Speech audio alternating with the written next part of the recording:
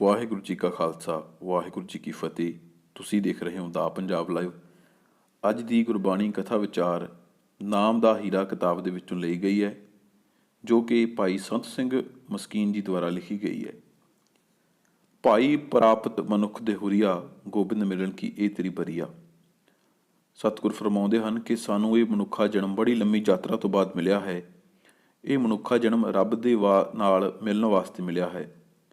ਰੱਬ ਦੇ ਨਾਲ ਮਿਲਣ ਦੀ ਇਹ ਵਾਰੀ ਹੈ। ਪੱਥਰ ਬੜੀ ਲੰਮੀ ਯਾਤਰਾ ਤੋਂ ਬਾਅਦ ਬਨਸਪਤੀ ਬਣਦਾ ਹੈ। ਬਨਸਪਤੀ ਇੱਕ ਬੜਾ ਲੰਮਾ ਸਫ਼ਰ ਤੈਅ ਕਰਕੇ ਪਸ਼ੂ ਪੰਛੀ ਬਣਦੀ ਹੈ। ਪਸ਼ੂ ਪੰਛੀ ਲੰਮੀ ਯਾਤਰਾ ਤੋਂ ਬਾਅਦ ਮਨੁੱਖ ਬਣਦੇ ਹਨ। ਜਿਸ ਤਰ੍ਹਾਂ ਪੱਥਰ ਦੀ ਵਾਰੀ ਬਨਸਪਤੀ ਬਣਦੀ ਹੈ, ਬਨਸਪਤੀ ਦੀ ਪਸ਼ੂ ਪੰਛੀ ਬਣਦੀ ਹੈ, ਪਸ਼ੂ ਪੰਛੀ ਦੀ ਮਨੁੱਖ ਬਣਦੀ ਹੈ, ਉਸੇ ਤਰ੍ਹਾਂ ਮਨੁੱਖ ਦੀ ਵਾਰੀ ਹੈ ਰੱਬ ਦਾ ਰੂਪ ਹੋਣ ਦੀ। ਪ੍ਰਕਿਰਤੀ ਦਾ ਨਿਯਮ ਹੈ, ਉਸ ਦੇ ਮੁਤਾਬਕ ਪੱਥਰ ਬਨਸਪਤੀ ਵਿੱਚ ਬਦਲਦਾ ਹੈ। ਇਸੇ ਤਰ੍ਹਾਂ ਸਾਰੀ ਖੇਡ ਲੰਮੀ ਚੱਲਦੀ ਰਹਿੰਦੀ ਹੈ ਅਤੇ ਮਨੁੱਖ ਦਾ ਰੱਬ ਦਾ ਰੂਪ ਹੋਣਾ ਵੀ ਪ੍ਰਕਿਰਤੀ ਦਾ ਨਿਯਮ ਹੈ। ਪਰ ਮਨੁੱਖ ਇੱਕ ਚੁਰਾਹੇ ਵਿੱਚ ਖੜਾ ਹੈ, ਇੱਕ ਚੌਂਕ ਦੇ ਵਿੱਚ ਖੜਾ ਹੈ, ਜੋ ਸੱਜੇ ਪਾਸੇ ਵੀ ਜਾ ਸਕਦਾ ਹੈ, ਖੱਬੇ ਪਾਸੇ ਵੀ ਜਾ ਸਕਦਾ ਹੈ, ਅੱਗੇ ਵੀ ਜਾ ਸਕਦਾ ਹੈ ਅਤੇ ਪਿੱਛੇ ਵੀ ਜਾ ਸਕਦਾ ਹੈ। ਜੇਕਰ ਉਹ ਅੱਗੇ ਚਲਾ ਜਾਵੇ ਤਾਂ ਉਹ ਰੱਬ ਦਾ ਰੂਪ ਹੋ ਜਾਵੇਗਾ, ਸੱਜੇ ਜਾਵੇ ਤਾਂ ਦੇਵਤਾ ਹੋ ਜਾਵੇਗਾ, ਖੱਬੇ ਜਾਵੇ ਤਾਂ ਗਲਤ ਰੂਹ ਹੋ ਜਾਵੇਗਾ, ਭੂਤ ਪ੍ਰੇਤ ਹੋ ਜਾਵੇਗਾ, ਪਿੱਛੇ ਚਲਾ ਜਾਵੇ ਤਾਂ ਵਾਪਸ ਪਸ਼ੂ ਹੋ ਜਾਵੇਗਾ। ਜੇ ਕਿੱਥੇ ਨਾ ਗਿਆ ਤੇ ਉੱਥੇ ਹੀ ਮਰ ਜਾਵੇਗਾ, 84 ਲੱਖ ਦੇ ਗੇੜ ਦੇ ਵਿੱਚ ਫਸਿਆ ਰਹੇਗਾ। ਇਹ ਬਿਲਕੁਲ ਉਸੇ ਤਰ੍ਹਾਂ ਹੋਵੇਗਾ ਜਦੋਂ ਇੱਕ ਬੱਚੇ ਨੇ ਬਹੁਤ ਲੰਮੀ 25-30 ਸਾਲ ਦੀ ਪੜ੍ਹਾਈ ਤੋਂ ਬਾਅਦ ਆਪਦੀਆਂ BA MA ਉਸ ਤੋਂ ਬਾਅਦ PhD ਵੀ ਪੂਰੀ ਕਰ ਲਈ ਹੋਵੇ ਅਤੇ ਦੁਬਾਰਾ ਉਸ ਨੂੰ ਆਖ ਦਿੱਤਾ ਜਾਵੇ ਕਿ ਜਾ ਭਾਈ ਹੁਣ ਤੂੰ ਪਹਿਲੀ ਕਲਾਸ ਦੇ ਵਿੱਚ ਬੈਠ ਜਾ, ਜੋ ਕਲਾਸਾਂ ਪੜ੍ਹ ਕੇ ਆਇਆ ਉਹ ਦੁਬਾਰਾ ਤੋਂ ਪੜ੍ਹ। ਬਿਲਕੁਲ ਉਸੇ ਤਰ੍ਹਾਂ ਜੇ ਮਨੁੱਖ ਜੰਮਿਆ, ਪੜ੍ਹਿਆ, ਥੋੜ੍ਹਾ ਵੱਡਾ ਹੋਇਆ, ਉਸ ਦਾ ਵਿਆਹ ਹੋਇਆ, ਬੱਚੇ ਹੋਏ, ਬੱਚਿਆਂ ਦੀ ਪਾਲਣਾ ਕੀਤੀ, ਉਹਨਾਂ ਨੂੰ ਪੜ੍ਹਾਇਆ, ਉਹਨਾਂ ਦੇ ਵਿਆਹ ਕੀਤੇ ਅਤੇ ਫਿਰ ਬੁੱਢਾ ਹੋ ਗਿਆ। ਜ਼ਿੰਦਗੀ ਦੇ ਵਿੱਚ ਕਈ ਤਰ੍ਹਾਂ ਦੇ ਉਤਾਰ ਚੜਾਅ ਦੇਖੇ, ਦੁੱਖ ਵੀ ਭੋਗੇ ਅਤੇ ਸੁੱਖ ਵੀ ਭੋਗੇ, ਅਤੇ ਫਿਰ ਹੁਣ ਮਰ ਗਿਆ ਅਤੇ ਹੁਣ ਉਸਨੂੰ ਆਖ ਦਿੱਤਾ ਜਾਵੇ ਕਿ ਜਾ ਤੂੰ ਬੱਚਾ ਬਣ ਜਾ, ਫਿਰ ਪੜ੍ਹਾਈ ਲਿਖਾਈ ਕਰੇਗਾ, ਫਿਰ ਤੇਰੇ ਵਿਆਹ ਹੋਣਗੇ, ਬੱਚੇ ਹੋਣਗੇ, ਉਹਨਾਂ ਦੀ ਪਾਲਣਾ ਪੋਸ਼ਣਾ ਕਰੇਗਾ, ਫਿਰ ਉਹਨਾਂ ਦੇ ਮੁਤਾਬਕ ਦੁੱਖ ਸੁੱਖ ਵੀ ਭੋਗੇਗਾ, ਜੋ ਜਿਵੇਂ ਕਿ ਪਿਛਲੇ ਜਨਮ ਦੇ ਵਿੱਚ ਹੋਇਆ ਸੀ।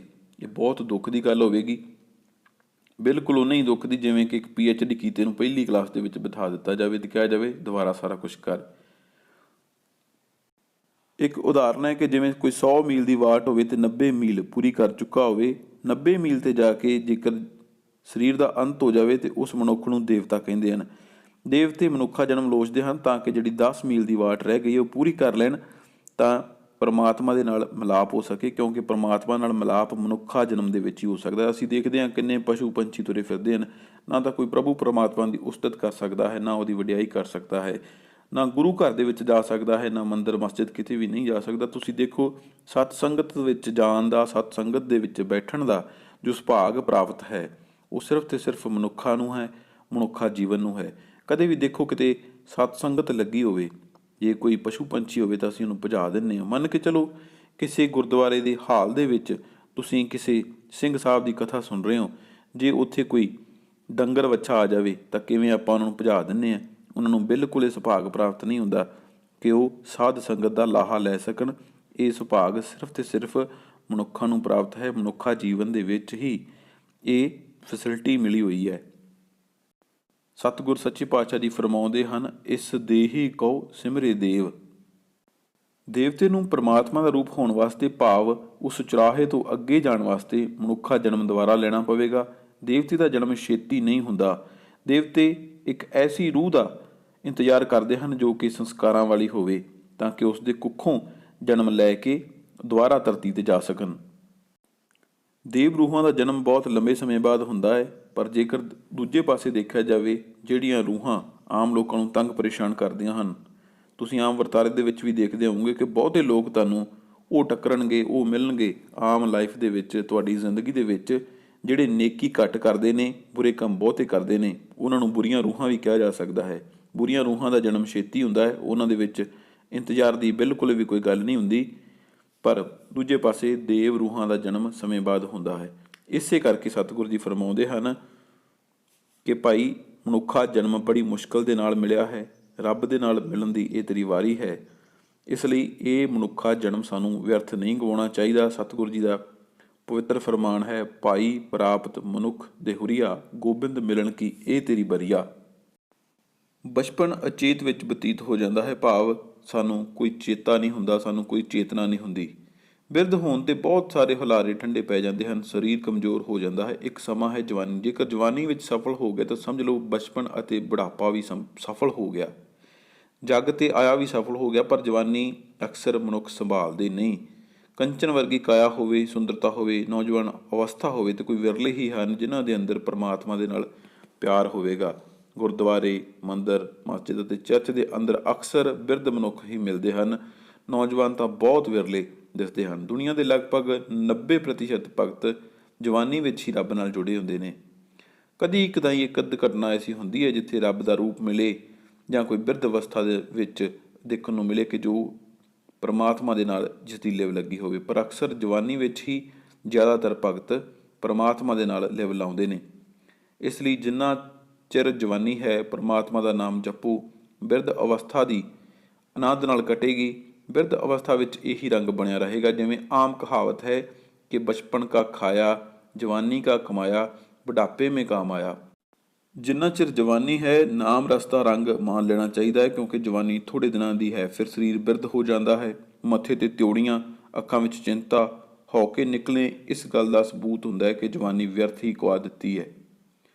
ਵਿਅਰਥ ਜਵਾਨੀ ਨਿਕਲ ਜਾਵੇ ਤਾਂ ਬਾਕੀ ਸਾਰਾ ਜੀਵਨ ਚਿੰਤਾ ਅਤੇ ਦੁੱਖਾਂ ਵਿੱਚ ਰਹੇਗਾ। ਇਸ ਕਰਕੇ ਇਹ ਗੱਲ ਮਹਿਜ ਦੇ ਵਿੱਚ ਹੋਣੀ ਚਾਹੀਦੀ ਹੈ ਕਿ ਬੁਢਾਪਾ ਕੰਗਾਲਤਾ ਦੇ ਵਿੱਚ ਬਤੀਤ ਨਾ ਹੋਵੇ। ਇਸ ਲਈ ਜਵਾਨੀ ਦੇ ਵਿੱਚ ਧਨ ਦੇ ਨਾਲ ਨਾਲ ਪਰਮਾਤਮਾ ਦਾ ਨਾਮ, ਰਾਮ ਰਸ ਵੀ ਇਕੱਠਾ ਕਰ ਲੈਣਾ ਚਾਹੀਦਾ ਹੈ। ਜਵਾਨੀ ਇੱਕ ਐਸੀ ਸੁਗਾਤ ਹੈ ਪਰਮਾਤਮਾ ਦੀ ਤਰਫੋਂ ਕਿ ਇਸ ਉਮਰ ਦੇ ਵਿੱਚ ਕਾਮ ਰਸ ਕਾਫੀ ਭਾਰੀ ਹੁੰਦਾ ਹੈ, ਕਾਮ ਰਸ ਪ੍ਰਧਾਨ ਰਹਿੰਦਾ ਹੈ, ਪਰ ਰਾਮ ਰਸ ਵੀ ਇਸੇ ਉਮਰ ਦੇ ਵਿੱਚ ਹੀ ਪ੍ਰਧਾਨ ਰਹਿੰਦਾ ਹੈ, ਜੋ ਕਿ ਬਹੁਤੇ ਗੱਲ ਆਪਣੇ ਵਿੱਚੋਂ ਨਹੀਂ ਜਾਣਦੇ। ਰਾਮ ਰਸ ਦੀ ਪ੍ਰਾਪਤੀ ਵੀ ਇਸੇ ਉਮਰ ਦੇ ਵਿੱਚ ਹੋ ਸਕਦੀ ਹੈ। ਰਾਮ ਰਸ ਦੀ ਪ੍ਰਾਪਤੀ ਹੋ ਗਈ ਤਾਂ ਭਗਵਾਨ ਦੀ ਉਤਪਤੀ ਹੋਵੇਗੀ, ਪਰਮਾਤਮਾ ਨਾਲ ਮੇਲ ਹੋਵੇਗਾ। ਭਗਵਾਨ ਜਿਸ ਨੇ ਸਭ ਨੂੰ ਉਤਪੰਨ ਕੀਤਾ ਹੈ ਉਸ ਦੇ ਨਾਲ ਮੇਲ ਹੋਵੇਗਾ।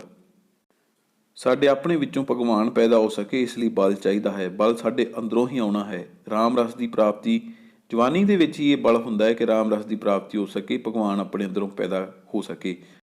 ਸਾਹਿਬ ਫਰਮਾਉਂਦੇ ਹਨ, ਦਿਨ ਥੋੜ੍ਹੇ ਥਕੇ ਭਇਆ ਪੁਰਾਣਾ ਚੋਲਾ। ਦਿਨ ਥੋੜ੍ਹੇ ਹਨ, ਸਰੀਰ ਥੱਕ ਜਾਂਦਾ ਹੈ, ਚੋਲਾ ਪੁਰਾਣਾ ਹੋ ਜਾਂਦਾ ਹੈ, ਮਨੁੱਖ ਬਿਰਧ ਹੋ ਜਾਂਦਾ ਹੈ। ਬਿਰਧ ਅਵਸਥਾ ਉਸ ਦੀ ਦੁੱਖਮਈ ਗੁਜ਼ਰੇਗੀ ਜਿਸ ਨੇ ਜਵਾਨੀ ਨੂੰ ਸੰਭਾਲਿਆ ਨਹੀਂ। ਅਕਸਰ ਜਵਾਨ ਲੋਕ ਧਨ ਕਮਾਉਣ ਦੇ ਵਿੱਚ ਸਫਲ ਹੋ ਜਾਂਦੇ ਨੇ, ਪਰ ਜਵਾਨੀ ਨਹੀਂ ਸੰਭਾਲ ਸਕਦੇ। ਕੁਛ ਲੋਕ ਨਸ਼ਿਆਂ ਵਿੱਚ ਡੁੱਬ ਜਾਂਦੇ ਹਨ, ਕੁਛ ਵਕਾਰਾਂ ਦੇ ਵਿੱਚ ਡੁੱਬ ਜਾਂਦੇ ਹਨ, ਕੁਛ ਇੱਧਰ ਦੀ ਦੌੜ ਭੱਜ ਦੇ ਵਿੱਚ ਹੀ ਚੱਲ ਵਸਦੇ ਹਨ। ਕਿਸੇ ਨੇ ਵੀ ਨਾਮ ਰਸ ਇਕੱਠਾ ਨਹੀਂ ਕੀਤਾ ਹੁੰਦਾ।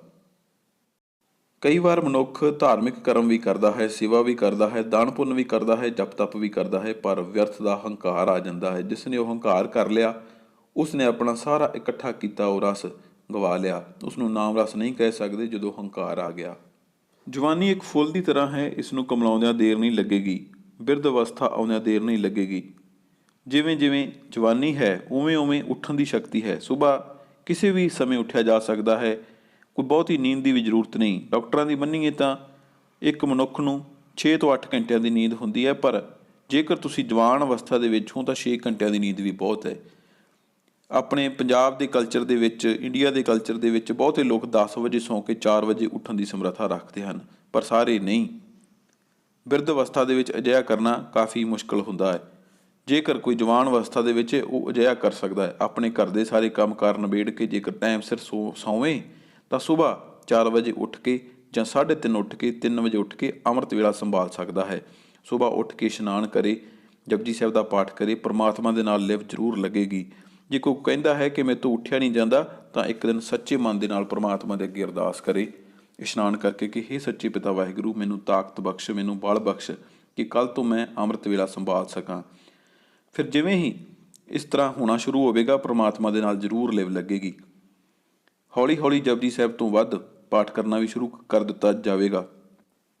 ਫਿਰ ਉਸ ਮਨੁੱਖ ਦੇ ਅੰਦਰ ਹੋਰ ਬਲ ਆਵੇਗਾ, ਉਹ ਸ਼ਾਮ ਦੇ ਸਮੇਂ ਸੋਦਰ ਰਾਗ ਰਹਿਰਾਸ ਸਾਹਿਬ ਦਾ ਪਾਠ ਵੀ ਕਰਨਾ ਸ਼ੁਰੂ ਕਰ ਦੇਵੇਗਾ, ਸੌਣ ਵੇਲੇ ਸੋਹਿਲਾ ਸਾਹਿਬ ਦਾ ਪਾਠ ਵੀ ਕਰਨਾ ਸ਼ੁਰੂ ਕਰ ਦੇਵੇਗਾ। ਇਸੇ ਤਰ੍ਹਾਂ ਇੱਕ ਆਮ ਮਨੁੱਖ ਵੀ ਗੁਰਮੁਖ ਬਣ ਜਾਵੇਗਾ, ਪਰ ਇਹਦੇ ਲਈ ਨਿਸ਼ਠਾ ਚਾਹੀਦੀ ਹੈ, ਸ਼ਰਧਾ ਚਾਹੀਦੀ ਹੈ, ਆਸਥਾ ਚਾਹੀਦੀ ਹੈ। ਸੱਚੇ ਪਿਤਾ ਪ੍ਰਭੂ ਪਰਮਾਤਮਾ 'ਤੇ ਇੱਕ ਸੱਚੀ ਸ਼ਰਧਾ ਭਾਵਨਾ ਤੇ ਵਿਸ਼ਵਾਸ ਚਾਹੀਦਾ ਹੈ। ਕਿਸੇ ਵੀ ਮਨੁੱਖ ਨੂੰ ਗੁਰਮੁਖ ਬਣਦਿਆਂ ਦੇਰ ਨਹੀਂ ਲੱਗੇਗੀ। ਅਸੀਂ ਉਮੀਦ ਕਰਦੇ ਹਾਂ ਕਿ ਤੁਹਾਨੂੰ ਸਾਡਾ ਅੱਜ ਦਾ ਕਥਾ ਵਿਚਾਰ ਪਸੰਦ ਆਇਆ ਹੋਵੇਗਾ। ਤੁਹਾਨੂੰ ਇਹ ਸੰਦਰਭ ਚੰਗੀ ਤਰ੍ਹਾਂ ਸਮਝ ਆਇਆ ਹੋਵੇਗਾ ਕਿ ਸਤਿਗੁਰੂ ਜੀ ਕੀ ਕਹਿੰਦੇ ਨੇ ਜਦੋਂ ਫਰਮਾਉਂਦੇ ਨੇ ਕਿ ਭਾਈ ਪ੍ਰਾਪਤ ਮਨੁੱਖ ਦੇ ਹੁਰੀਆ, ਗੋਬਿੰਦ ਮਿਲਣ ਕੀ ਇਹ ਤੁਰੀ ਬਰੀਆ।